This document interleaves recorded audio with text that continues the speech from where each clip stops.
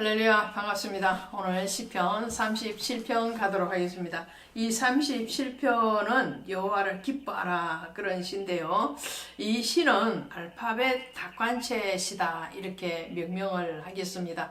알파벳 닭관체, 이 시가 말씀하는 것은 무엇이냐면 잠언서의 한 장을 연상케 하는 그런 절들로 이루어져 있지만 사실은 독립적으로도 한 절 한 절을 떼어서도 이해가 충분히 되어지는 그런 내용을 가지고 있습니다. 그리고 이 37편이 쓰여진 시점에 대해서 우리가 알 수 있는 것이 25절의 말씀이에요. 37편 25절에 가시면 내가 어려서부터 늙기까지 이렇게 나오죠. 그래서 이 다윗의 노년에 쓰여진 시이다라는 것을 알 수가 있죠. 그러면서 이 다윗이 어릴 때부터 노년에 이르기까지 경험되어진 것들을 압축해서 시로 표현한 것이 바로 37편이다라는 것을 우리는 알 수 있겠습니다. 그래서 수많은 사람들이 악인의 형통에 대해서 어떻게 생각을 하는가? 또 의인의 고난, 늘 우리 믿는 자들이 품는 의문 중에 하나가 그것이잖아요. 악인들, 성경에서 악과 선은 무엇이라고 말씀을 드렸죠? 악은 하나님을 믿지 않는 것이 최상의 악. 최고의 선은 뭐냐? 최고의 선은 하나님을 믿는 것이라는 거예요. 한마디로 말씀드리면 믿는 자는 그 믿음으로 복을 누려야 되는데 오히려 세상 속에서는 고난을 당할 때가 많더라는 거죠. 반면에 하나님을 모르고 하나님이 없는 자와 같이 사는 어리석고도 악한 그 사람들이 세상에서 더 누리고 풍요롭게 형통하게 살더라는 거죠. 물론 여기서 형통은 우리의 개념의 형통이 아니죠. 믿는 자의 형통은 하나님과의 교제에 막힘이 없는 것을 형통이라고 그러는데 세상의 개념에서 형통이라는 것은 눈에 보이는 대로 잘 되는 거잖아요. 한마디로 잘 되는 거예요. 그 잘 되는 그 복에 대해서 의문이 들 때가 있다는 거죠. 우리는 하나님을 아는데 그 하나님은 모든 만물을 창조하시고 주인이신데 그런데 믿는 자인 우리를 하나님의 아들이라고 그랬거든요. 아들은 곧 유업을 받을 상속자라고 그랬거든요. 그런데도 불구하고 이 땅에서 그 유업과 상속의 복을 누리기보다는 고난의 자리에 더 있더라는 거죠. 거기에 대해서 다윗도 역시나 의문을 가질 때가 있더라는 거예요. 그것이 37편이에요. 자, 37편 1절에 가면 악을 행하는 자들 때문에 불평하지 말며 불의를 행하는 자들 시기하지 말지어다. 그들은 풀과 같이 속히 배움을 당할 것이며 푸른 채소같이 쇠잔할 것이미로다. 그런 거예요.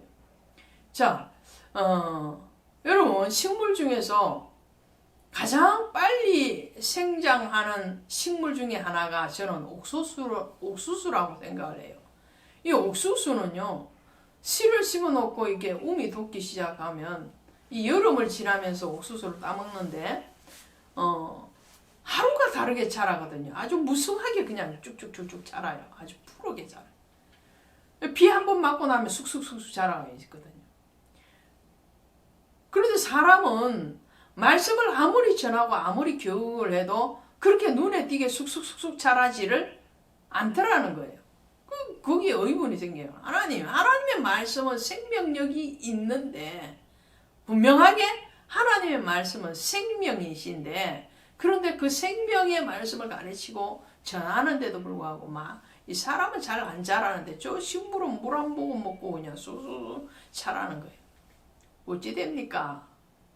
근데 제게 깨닫게 하시는 게 있었어요. 그것이 뭐냐면 저 옥수수는 한철이다. 한철. 그렇죠. 한철이에요. 한철까지도 가지도 않아요. 겨우 몇 달 사는 거예요. 몇 달.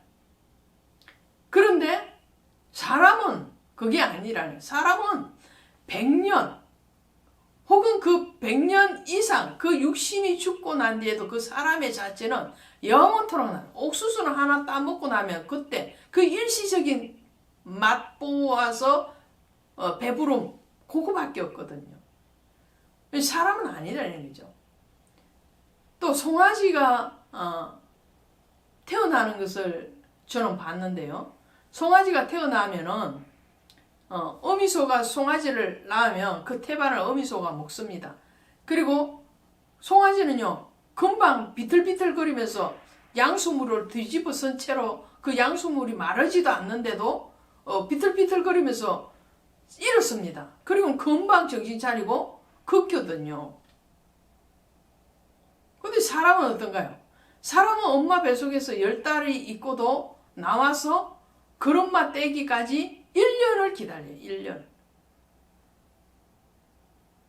송아지는 사는 것이 수명이 짧죠. 몇 년 살지 못하죠. 사람은 어떤가요? 아니죠. 자, 그래서 대기만성이라고 큰 사람은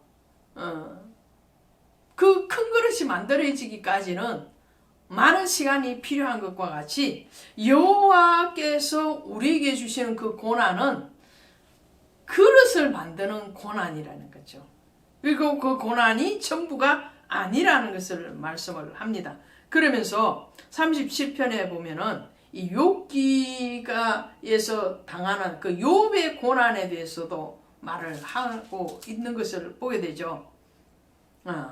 자, 그러면서 말씀을 또 풀어가는데 이 욥기를 연상케 하고 잠언서를 연상케 하는 이 37편에서 그러나 이 다윗은 어떻게 해요?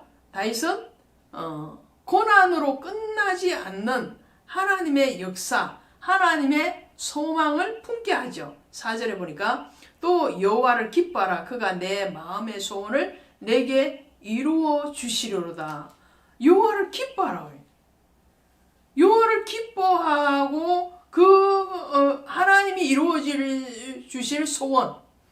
시편 107편에 가면 소원의 항구로 우리를 인도하시는 그 하나님이라고 표현을 하고 있죠. 얼마나 감미로운 표현을 하고 있는지 몰라요. 예, 하나님의 소원, 그 소원에 이르기까지 하나님은 우리를 연단하고 그릇 만드는 작업, 고난의 작업을 하시더라는 거죠. 자, 의인과 악인이 또 다른 점이 뭐냐? 21절에 가시니까 37편 21절에 가니까 악인은 꾸고 갚지 아니하나 의인은 은혜를 베풀고 갚는도다. 의인은 뭐냐? 의인은 늘 하나님으로부터 받은 그 은혜에 대해서 통로가 된다는 거예요. 축복의 통로가 되는 거죠. 악인은 통로적인 사명을 하질 않아요. 악인은 뭐냐? 악인은 자기가. 그래서 악의 소유자들은 다고 하는 거죠. 자꾸 자기만 배불리는 거죠. 의인은 흘러보내는. 그래서 사해는 어떻게 해요? 사해는 물을 받아 먹기는 먹는데 내보내지 않아서 사해가 되는 거예요. 요단강은 뭐냐? 요단강은 위로부터 받은 것을 자꾸 밑으로 내려보내요. 그게 생명의 강이거든요. 자, 그래서 26절에 보니까 그는 종일토록 은혜를 베풀고 꾸어주니 그의 자손이 복을 받는다. 자, 의인은 이런 거예요. 의인은 자꾸 은혜를 베풀어주고 꾸어주고 나누어주니까 흘러가는 그 복이 어디로 가느냐? 자손에게 가더라는 거예요. 자손이. 당대의 복뿐만 아니라 그 자손에 이르기까지 하나님은 간섭하고 계시는 거죠. 이게 의인의 복이다라는 것을 말씀을 하고 있죠. 이 의인과 악인. 그러면서 여호와를 바라고 그의 도를 지키라고 34절에서 말씀을 하고 있습니다. 환난 때에 우리는 그 환난만을 바라보지 말고 또 악인의 형통함만을 바라보지 말고 때때로는 우리가 이 땅에서 의로운 믿음의 사람임에도 불구하고 당하는 의의 고난에 대해서 이유 있는 고난이라는 것, 하나님이 이 고난을 통해서 더디 자람을 통해서 더 크고 단단한 하나님의 그릇을 만들어가는 그런 시간이라는 것을 기억하시기를 바랍니다. 고맙습니다.